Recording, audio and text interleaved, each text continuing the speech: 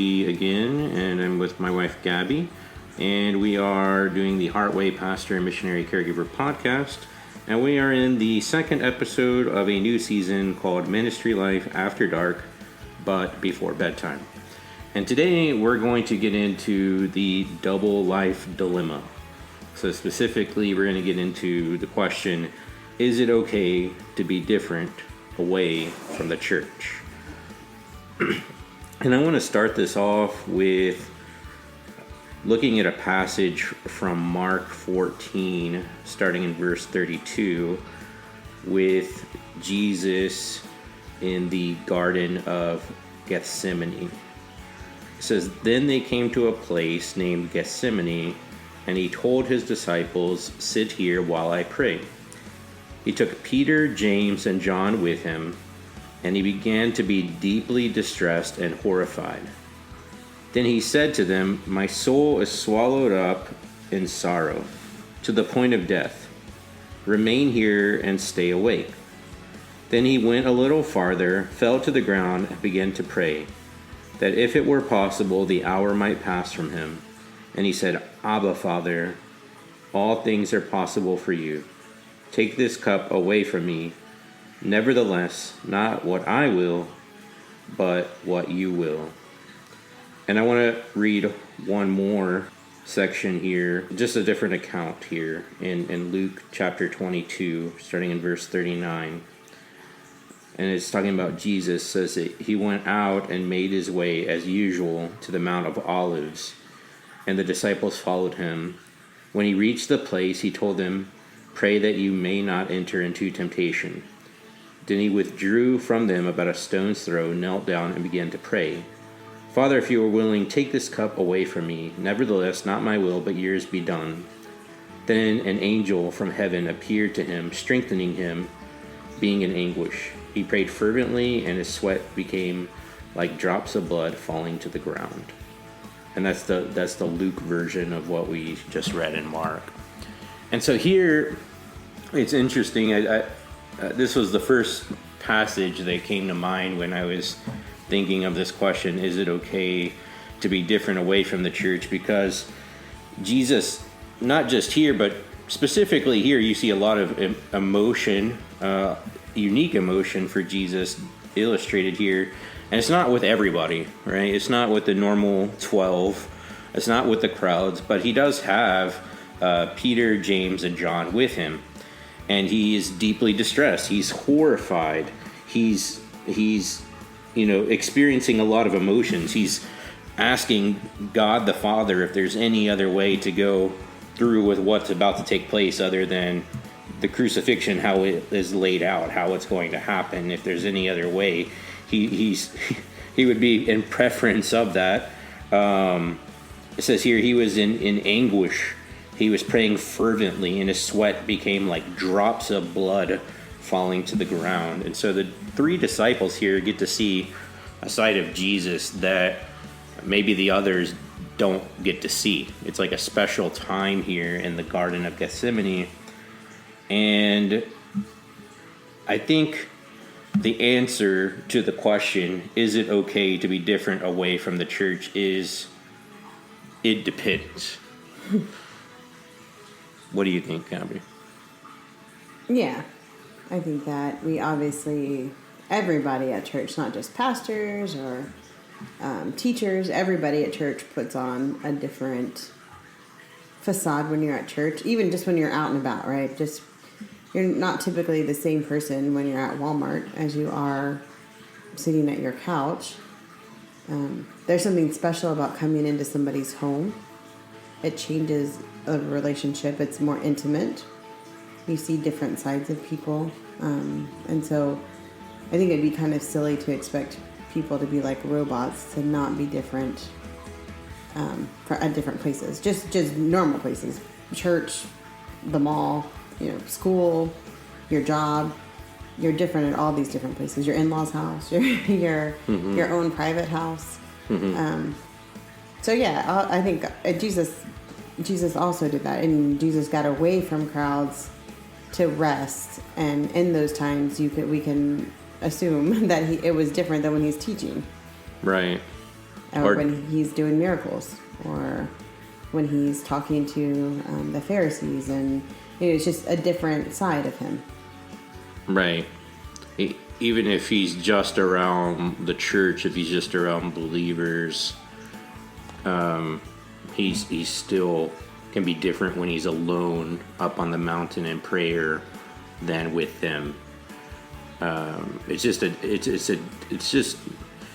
different. You don't have to think about others around you, how they might perceive things, how they might not perceive things. You can just be, when you're alone, you can just be fully yourself with God in a way where you don't even have to have those things on your mind at all. And so, like, I agree with you, Gabby. I mean, our kids get to see goofy Jodie, and really, most people don't get to see that side of me. Some people do if they stick around with me for a while, see me in informal settings. The cubbies in Awana, they get to see some of that side of me. The littlest kids in our church get to see a unique side of me. Sometimes in small groups, the people there get to see kind of a more analytical side of me.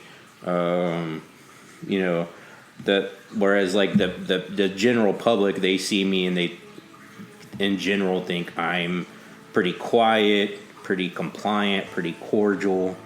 But like you said, I think it's okay and natural and within the realms of the Bible to be deeper, different with different people. And that can be with people that are in the church, or some people in the church, or people that are out of the church. Yeah. And I think that probably most people understand that and would agree with that, of course. I think the questions really get into it when it's, you're goofy, right? Well, that's a positive thing. You're analytical, that's positive. Different Jodie. I mean, the same with me. Like, but what about when it's like a negative thing, right? And so, my my kids get to see me be goofy, but they also get to see me when I lose my temper. And most people in this world do not see when I lose my temper. Right. So I think that's probably the bigger question is it okay to be real in your sin when you're away from the church? You're saying you're human? Definitely. You're saying you're not Jesus? Yeah, and I'm not perfect. You're seeing pastors, missionaries, their families, they're not just the picture perfect Jesuses? Yeah, of course. Well, I mean, that's something right there, because we're to be above reproach, and that scripture gets used a lot, and people have different perspectives on that verse. Is almost like, well, that must mean that the pastor and his family, the missionary and their family, they must pretty much be Jesus. Because where do you draw the line then between somebody who's trying to be, a good Christian, and somebody who's in ministry, just trying to serve God and that calling they have in ministry? I mean, we understand that we're all equal in Christ, right? People in ministry aren't elevated over those that aren't in ministry. Right, we're all just trying to serve Christ, and some of us have this specific calling. Some of us have plans and purposes in other areas, but we're all together working for the cause of Christ. And so, where is that? Like, it's interesting, people's mindset. I think you would hear a lot of different answers there on what it means to be above reproach. Yeah, of course. I think. I can only kind of base things off of my own personal life in a lot of ways. And again, you only get really one life to live. So you're in the middle of it, right? You don't know if you've done well in your life, right? If you've chosen the right choices all the time. You don't know the end. We can't see the end is what I'm saying. Mm-hmm. But I can kind of base it off of where my family is now. Is kind of how I am trying to understand if we're following God's will. And so Jodie and I, we don't really hide things from our children. And when I say that, I mean, Like, if we're going to have an argument, it's not in our bedroom. Our arguments are, wherever we're at. And, even intense arguments. And when I mean intense arguments, I mean sometimes voices are raised and, things are said that maybe are not, definitely things are said that you regret, right? And we don't really shield that from our children. So our children do not think that we're perfect. They don't think that marriage is easy. They get to see all of those sides of it. On the flip side, we come to resolutions in our arguments. It's been many years now where we've argued without a point and never got to a resolution. We seem to hear lately we've gotten a lot better at finishing an argument well. And our kids got to see that too. They got to see that growth in our marriage too. Mm-hmm. And so seeing a full circle of, being prideful, sinning, assuming that your way is the only way or you're the right way. And then the repentance of that, and asking forgiveness from not only God, but also from your spouse, and seeing the full circle where you can forgive each other and your relationship's better for it. And so and that way our kids get to see that. I mean, I know people out, we don't argue in front of people. I mean, other than our children. Mm-hmm. But in that way, I mean, some people I do know, they don't argue in front of their children. Like, they think that's a really bad thing. You should even hide those things from your kids. Right. And you're getting to some things I think we're going to get into more about, like, about the authenticity of pastors. Like, how authentic can they be? That's acceptable, and we're going to get into that. That's a really hard question to answer. But yeah, I agree with you, Gabby. You can use those times where you sin because you're going to sin, right? Like not that you should abuse sin. We're not promoting that. Like, oh, I'm going to sin, so it doesn't matter anyway. It's not that idea, but the understanding that we're not perfect, so there's going to be sins that occur, right? There's going to be conflict that occurs. There's going to be problems that happen. There's going to be emotions that spike and aren't dealt with in healthy ways, right? And so, but the thing is like, there's teaching opportunities in that, right? When you're authentic with each other to show each other how to deal with sin, right? You get to experience, ideally, if you're looking to follow a biblical model, right? Honest apologies and seeing true forgiveness take place, and that being practiced and modeled. Like, that's super healthy, right? Rather than pretending like we are all perfect people and that we are not dealing with sin and that everything's all good all the time, no matter what, right? It's all good. It's all good. It's all good. When really, that's not the truth. It's not good all the time. I mean, we're sinners ourselves. We live with sinners. We're around sinners, and we live in a sinful, broken world. So we're lying if we're telling ourselves that. Yeah. Right. Yeah, for sure. Yeah. I think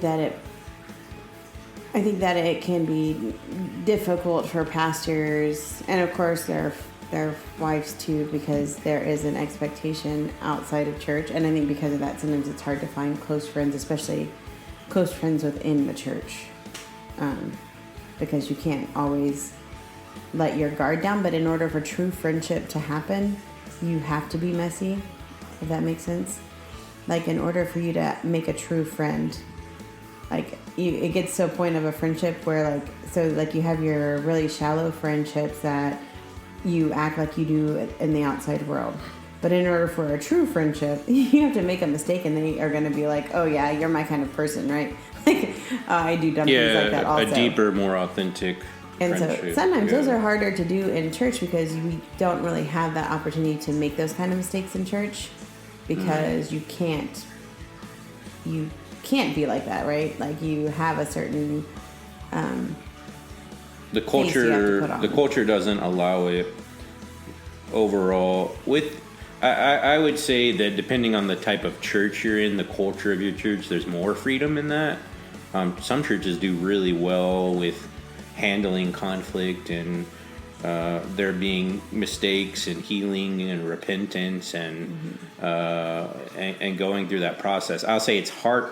I think it's probably harder for leadership, for pastors and their families because of that whole, above reproach thing, and that you're always in the spotlight, and that we try our best to model Christ, but we're also not perfect, and we're growing and learning. Like what you said, when we were young in marriage, we were also young in ministry at one time, and ideally we still have a lot of years left. So who knows, like what this conversation will be like 20 years from now. But I definitely feel like this conversation, 20 years ago when I first came to Christ, and then like a year after that when I was surrendering in the ministry, and then a couple, another year after that where I was in ministry, it's a lot different conversation now than it was then, because there's been growth in that area. I think this kind of thing it's important to keep in mind through it all as well. Something that comes to mind when it isn't okay to be different away from the church. Looking at the examples of the scribes and Pharisees in Matthew 23. So Matthew 23, starting in verse 2, says, "The scribes and the Pharisees are seated in the chair of Moses. Therefore, do whatever they tell you and observe it, but don't do what they do, because they don't practice what they teach." So they're being hypocritical. They're putting on a show, basically, because what the whole idea of being a hypocrite is it's really strange, right? Because even Paul in Romans 7, he talks about this battle between what God wants to do in him and his spirit, and what his flesh wants to do. So there's always this battle, and there's times, obviously, because we're sinners, the flesh wins, and so it doesn't like this is different. I want to compare that to like what the Pharisees were doing here, right? Where it was malicious. They had evil hearts.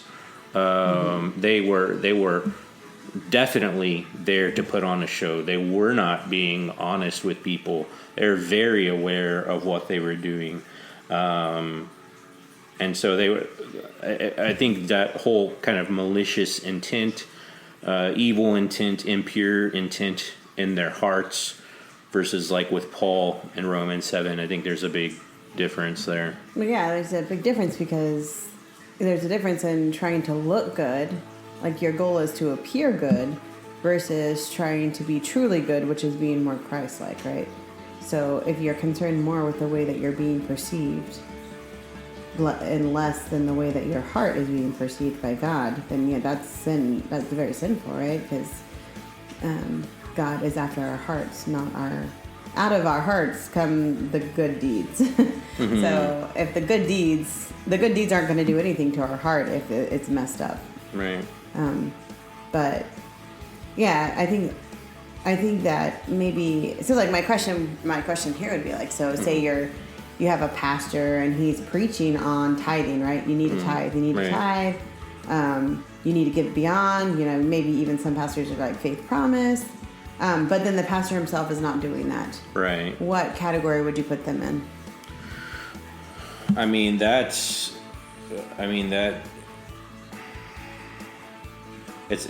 hard to say. Initially, I want to say hypocritical, because in a lot of ways it is. But is it more like the Pharisees or like Paul in this situation? I think there's more at play. Maybe that pastor is struggling a lot with this topic, and that's why he's preaching on it. Maybe it's something that God is dealing with him in his heart about, and he's trying to work through that. Maybe for him, he's going through a really rough patch, or maybe he's still young in his faith and like new to ministry and having to live on ministry salary, which a lot of times isn't a whole lot, and he's just trying to make ends meet, and I mean, that could be to the people he's preaching to as well. So, but his faith just may not be very big yet. And I think there's always room for growth no matter where we're at in our faith. But I think in that case it could depend, right? If it's something that he's striving toward versus just like he's completely checked out, or he has made an excuse, right? Mm-hmm. Like, oh, I serve God with my time, as pastor, so there's no reason for me to give anything, right? And so at this point, I think you've kind of missed the point of giving, right, in Scripture, and we're supposed to give cheerfully, and we're supposed to give to build our faith, and we're supposed to give to these needs and to the poor and to the widows and to missions. And we see all these great examples, beautiful examples of giving in Scripture. And so if we're just like, we just cut that all off and say, well, I'm serving, I don't need to give. Well, technically, every Christian could say that, right? Mm-hmm. If they're really serving with all their heart, they could say, well, I'm already giving it all I got. That's enough. And I think that just shows the wrong heart, the wrong mindset about it. So that's a long way to answer your question, but I don't think there's an easy answer to that, because it can go deeper. Yeah, I agree with your answer. I think like when you would go, consider it above reproach, right? Well, just because you're a pastor doesn't mean you've reached sanctification. Like, you are not sanctified. You're not Jesus. You're not, you're not in heaven yet. You're not in your glorified body. So you're still working on becoming more Christ-like.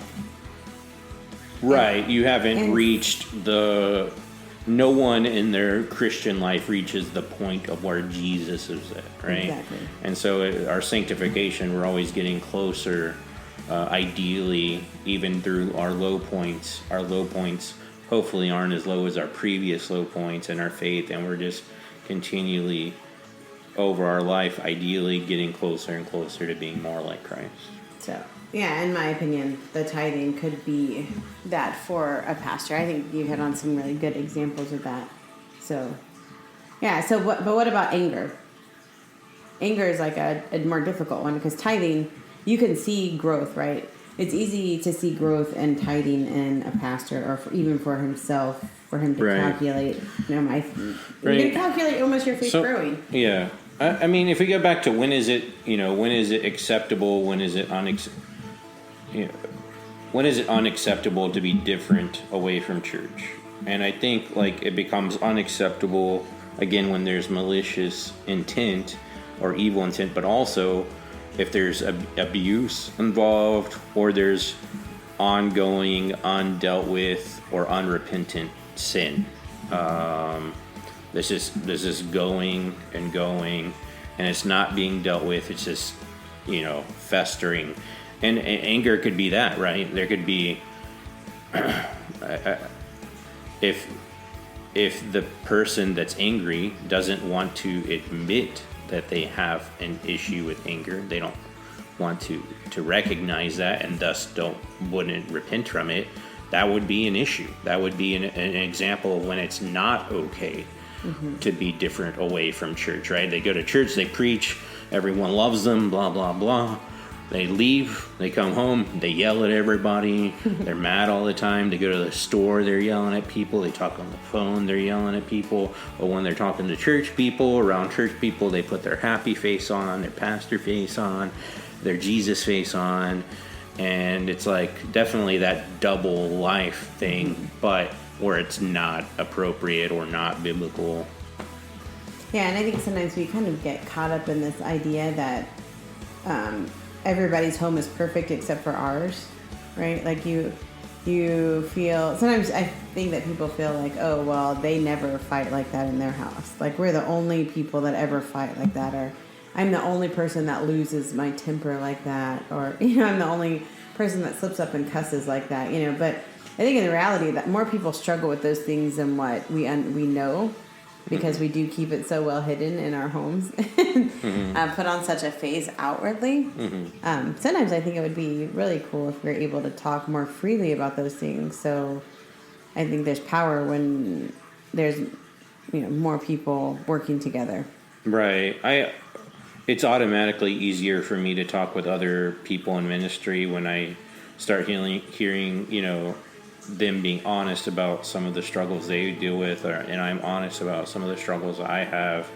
It just becomes a lot easier to talk, and it ends up being a more beneficial, more fruitful conversation that can create a standard of accountability with each other, versus when and it's a struggle. I mean, I don't know, some of it's generational, some of it's personality, but I'll go to some of these association meetings with tons of pastors and missionaries, and like in our ministry, Heartway, like I actually want to check and see how people are doing. And so, for some of the people I'm closer to, it's a little easier, but there's some people that, I've known for years, and I'll ask them, how are you doing? And they'll just give me the canned, thing about ministry, about how their ministry is doing. They won't talk anything about themselves. Mm-hmm. And then, I might even ask, well, how's your family doing? And then they'll give me some other just like canned thing right into ministry. And they just completely leave out the personal element. And it's a struggle, right? Because I know that there's, we're all dealing with things personally. It's like a red flag. Well, we're just dealing with things personally, and I wish that we could feel comfortable enough to talk about it, but there's concerns like, I can't show, I can't be authentic, I can't be transparent. And so that's something I wanted to get into, and this is going to be a big thing here. Pastors struggle with how authentic to be in their churches or these meetings or whatever they might be at. Ultimately, because many can't really handle the truth, right?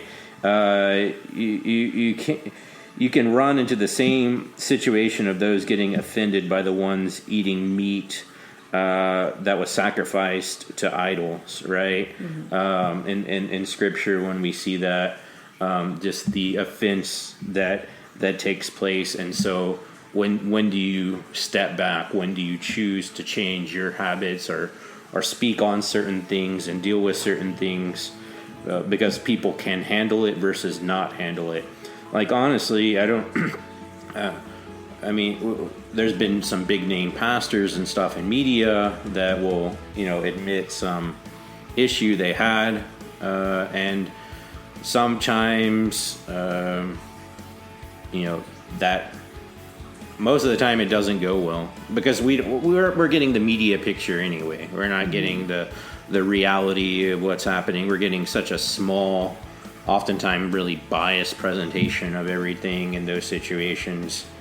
But like I've been around, I've been to those, especially camps, youth weekends, things like this, where you have those like youth pastors that are like weirdly authentic. Like I don't even know if it's authentic, if they're pretending to be something they're not, where it's like, they make it uncomfortable for everybody else. Like, my wife is so hot, and they go overkill with it, and it just, like, there's nothing wrong with being authentic, but I'm just showing here the struggle, right?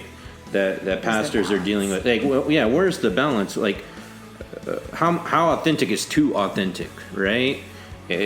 For a pastor, for a missionary, and where's the line? Like, how do you decide that? And I think it's a really tough question, and there's a lot of variables here. I think probably the toughest part about this is that there is a sense of professionalism with being a pastor. Like, it's not pastors are professionals. They're seen as professional people in society, but at the same time, your job is to be relational. Like, you need to form relationships with people. And how do you form relationships with people? We just talked about that. Like, you have to kind of share the more nitty-gritty parts of life, right? So I guess the balance comes in, like, how do you balance the fact that you are you are a professional, you are respected, that God has given you authority, right? And a calling. And at the same time, have the ability to make the relationships and to make people understand that you struggle similarly to the things that they do. Right, and each church is different with like how like professionally they view their pastor. You know, there are definitely churches that expectation suit, tie all the time, like to that extreme, and then there's like some that are a lot more laid back, and that kind of, they're weirdly enough sometimes that's connected with the authenticity level, right? At least what I've seen, like in the more formal settings, like even in our culture, right, in a more formal setting, generally you're less authentic. Yeah. In a more informal setting, typically you're more authentic. And so in our church services and whatever our church cultures is, probably the more formal they are, it's creating the environment for less authenticity potentially. And I wouldn't say that's always the case, but I think in general I've seen that trend quite a bit. And I don't know. I can say personally I struggle with like how authentic to be, because I don't know if people can take it, because I hear both sides. Like I'll hear a church member's reaction to some pastor they heard about struggle, and I'm thinking, you know, from all the stuff I've seen, all the stuff I've heard, all the stuff I know, all the stuff that I've dealt with personally, I'm like, what you've heard from that pastor isn't that crazy. But you can't even fathom that a pastor would deal with something like that. And so like how isolating is that for the pastor? And then like if the pastor did become authentic, right? Like how much influence will they then lose, right? Will they not be able to pour into this person anymore or shepherd them anymore because they've incorrectly, right, shut them off, because they can't, like I said, it comes to a point where they really can't handle it, right? They can't handle that truth, even though it is a truth. It's an ugly truth, but it's a truth. But, you know, the thing, I obviously I would love if there could be authenticity, like full authenticity, and we didn't have to have those concerns, and we could see more of, I consider it the more biblical church culture of confessing sins one to another and edifying one another, building each other up, holding each other accountable, which only takes place if there is authenticity. Yeah, I mean, all those are great points. And the idea of how do you be able to minister to your congregation if you do lose a sense of respect or even ability, right? If they see that you struggle with something, oh, well, then how can you help me? You know, if you're struggling with a sin. So on the other side, you know, as somebody in the congregation, like in the church congregation, and what a gift you can give to a pastor or a pastor's wife or somebody serving in ministry if you can listen to a pastor or a pastor's wife and not judge them, right? Like that'd be a huge gift to be able to give to somebody. Right. And it's not very often. I can think of like one family. So when we went on deputation, like we're weeks on the road, right? You're weeks on the road. You're trying to raise support. And I actually think this was furlough. So we had 3 kids by now. You're staying in people's houses. And so like, you like really, sometimes if you stay for a decent amount of time, like, you know, you get to see the intricacies of a family. And we were at this one family's house, I think it was West Virginia. We stayed a week with them, I think. And there were so many funny things that happened, but the family was so caring and funny, and I really loved it. And like you could share whatever. She homeschooled our children. But in the end, so my father really likes mermaids. And I'm kind of a jokester. I really like to play jokes on my dad, and Jodie, thankfully, is also a prankster and a joker with me. So while we were traveling, we had bought my dad a statue, and it was a pretty good sized statue of a mermaid, and she was topless, and so it was like just a concrete, like what you'd put in your garden. And while we were traveling, she got flipped over in the car and broke her arms off. And I remember like those winding roads, right? I remember this lady was so funny because like she didn't even skip a beat. Like I showed her the statue, not the first day we were there, definitely not the first day because I'd never even met her before. But by the end of the trip, I felt safe with her. Like we definitely felt safe. I think we even celebrated your birthday there. It was so much fun. But anyways, by the end of the week, we like she helped me get the statue, and they got like the stuff to fix the concrete so we could put it all back together because it was broken in a few pieces. And I was just so thankful that like I could share that that funny part with her. Mm-hmm. But there's so many people I would have never been able to do that with because I would have been terrified that they would have like thought something crazy about me. That is a gift, right? That is a gift. And I mean, this is probably just my personality. I think I would have just a lot of trouble opening up with a church member. I would just, even if I felt like we were close and they could handle it at the beginning, I don't know if they could handle it in the long run. I mean, it's a lot to take on, to process, right? You have to be pretty strong and mature and wise in your faith to be able to handle that. And sometimes, like, I think for pastors, there's people who can, like, they do feel comfortable around and they do get that. And I have heard stories of like pastors being able to be super transparent with some of the members and they can handle it. Well, Mike and like two different things though, right? So we have the deeper things like maybe right. you need counseling for, right? Right. You need some actual genuine help. Right. And I don't know if that's necessarily things that you'd want to go to church members of. But then you have the other side, which is like a personality thing, right? Like, right. I had a joking personality. I haven't quite showed my personality maybe completely to even our church now, right? Mm-hmm. Because sometimes I can't read everybody very well yet. We've been here almost 3 years, and I'm still getting to know everybody. And so, like, a few people know my personality decently well at our church, but it's still, a learning process. I'm still learning people, and they're still learning me. So, like, there's a difference between, like, being able to, like, you're a prankster, right? If you don't know this about Jodie loves to do pranks. I mean, I have to be in a certain mood and a certain situation, but I do enjoy a good prank. And he comes up with some really, really funny pranks. But not everybody gets to be around pranking Jodie. Right, that's true. I think my parents get the brunt of your pranks. Yeah. But anyways, so like that's a side of your personality that you haven't quite, fully exposed the church to yet. So right. these are kind of the things because I mean, and there's a fear of being judged, right? That I can see that, right? So there's like two separate things. You have like those deep, like sin that you're really struggling with. I don't know if that would be wise to go. Even just truthful things in the church that are happening, right? Oh yeah, that's right. I'm not even talking about things that are like, oh, you're exposing a secret. I'm just talking about like you're just processing, right? You're processing through some things that are going on, not revealing any secrets to anybody or anything. Mm-hmm. But you may think like because you're close to them, they can, and they seem like a good Christian, they can handle it. I don't know.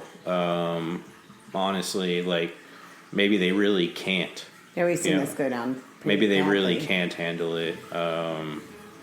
Maybe over time it becomes too much to them and they can't handle it. And so I think for me, I would very much struggle with me personally. I mean, I don't even know if this is the best way. Again, this question is hard. How authentic to be and knowing in these situations. If I just want to process something with someone that I would trust, I just call a friend completely, also a Christian, completely removed from our association, completely removed from our church, doesn't know any of these people, doesn't know any of these situations, process it through with them, and then like I feel like it feels really nice to be able to do that, like not feel like anybody's going to have any hard feelings. There's not going to be any problems caused. You're going to get a neutral standing from someone instead of someone that's connected or is aware of the church or of some of the people. And so, like, you can just be fully, authentic with somebody if you have a good friendship with somebody outside of the church. I mean, unfortunately, it's just, I really think it's hard to gauge,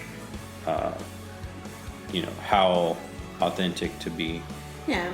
In the church setting. Helpful if you are co-pastoring or like you have an associate pastor and a lead pastor, because then you kind of have a little bit of a network. But yeah, I think that's really great because you don't know where somebody's faith is, right? And so let's say that you are, maybe a church is struggling with finances and the pastor talks to somebody in the church about it. Right. And so that's one thing, right? The church pastor, and the finances should be an open thing, right?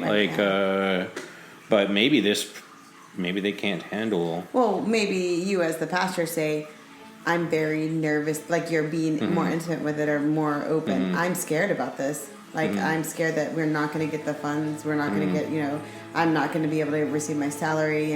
You fully open up and really share your fears about this. Right. Well, yeah, maybe that person can't. They can handle the idea that the church is, struggling. They can see that. They can't handle the idea that you're struggling. But they can't handle the idea that the pastor is struggling with that. The pastor is struggling with faith, because that's what you would be, which that's a normal thing. Right. It's a faith-building exercise. That's true. And, like, sometimes I personally, and this is probably even going deeper than the scope of this podcast episode, but it's like, it's almost like, so if God didn't provide in that situation, right? If there was a month that, a church didn't have the funds to pay a salary, as a real thing, I've heard of pastors dealing with that, missionaries dealing with that. Like, there's still faith that's like things are going to work out somehow, right? Even if it's not as intended, even if it means some changes need to happen, the faith is still right. It's still there, even if it doesn't pan out the way you were hoping it to pan out. It doesn't mean that you lack faith necessarily. It just means like there's a lot of things personally that I would still have faith in God if I had to go through them, but there's a large part of me that doesn't want to go through those things. Oh yeah, definitely. I think that's got to be normal. Yeah. Yeah. I mean, if you were like, I don't want to be in a situation, living out of a tent or something, and with my family. But at the same time, it's like I don't like having faith that there's a lot of things I don't have control over. There's a lot of things I do, have, responsibility and control over, but I mean, there's, things could go crazy economically, medically, like, in those situations, it's just having faith that even through those things, God is still with you, even though it doesn't look like you would have hoped it would have looked like. And that you just don't think, well, God must not care, must not exist because he didn't provide in this way. Again, that's a different conversation. Yeah, that's obviously a deep conversation. And I think like the Bible talks about it, right? That ideally you get to a point where like you're okay with God testing your faith in any manner, but or building your faith in any manner, I guess would be the better term. But I don't know, I wouldn't want my kids to get sick. Like that would not, like there are certain things that, and I know that's not how I should be. I know that I should be, and Well, nobody wants that. I pray that my faith is growing to the point where you are so secure that, like, and obviously, nobody wants anybody to be sick, but yeah, I understand what you're saying though. There are things that, like, I know would build my faith crazy, but I don't want them to me, even though it would build my faith. So right, but we'll tell some of our stories to people, and then they'll say like, "Oh man, I can't, like, there's no way," And so it's different for different people in different stages, right?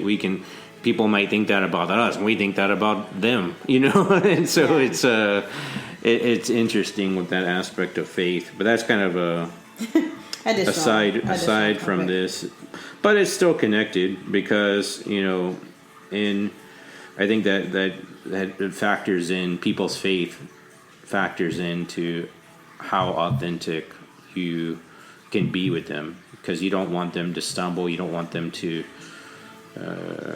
get offended, you don't want them to leave the church or the faith because they're getting exposed to some things from you that are truthful and real, but they just can't handle.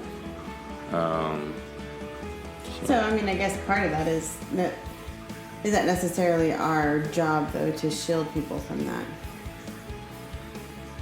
Because I have seen people that maybe have left, like I've seen people that got to see their real side of pastoring, right? And it scared them. They didn't know pastors were like that. And then they left that church, right? But their faith didn't end there. They have matured and grown. And they're, everybody makes mistakes, and they're now part of another church, and they're ideally more understanding. They were, young Christians to begin with, and like they're just all growing. So I don't know if it's necessarily a great idea to shield because of that. I think that it just may be part of somebody's faith in growing, Right.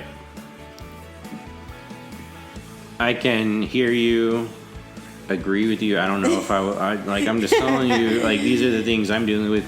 I've talked with other pastors. We've had this discussion before. How authentic is okay to be, because like part of it is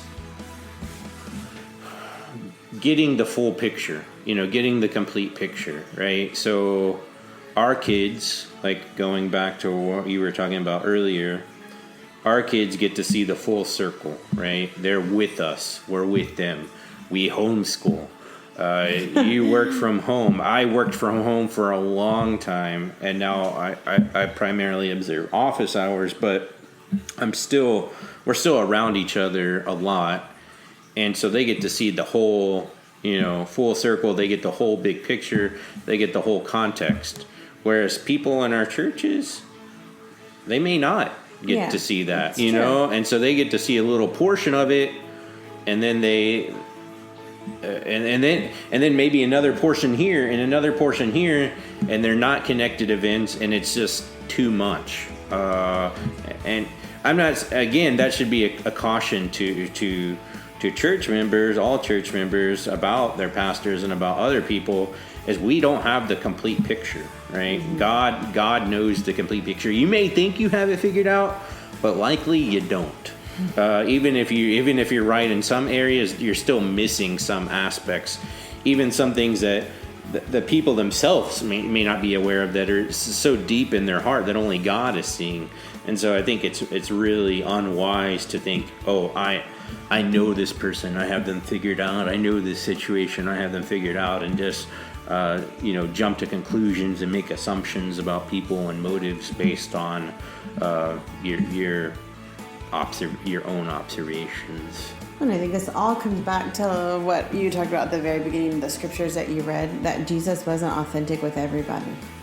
Right. He was only authentic with a select few. Yeah, he chose those 3 on purpose. So if we're going to model Jesus, right, then you're not going to be authentic, not that authentic with everybody. Right. But you are going to be authentic with somebody, right? Yeah, that takes some faith.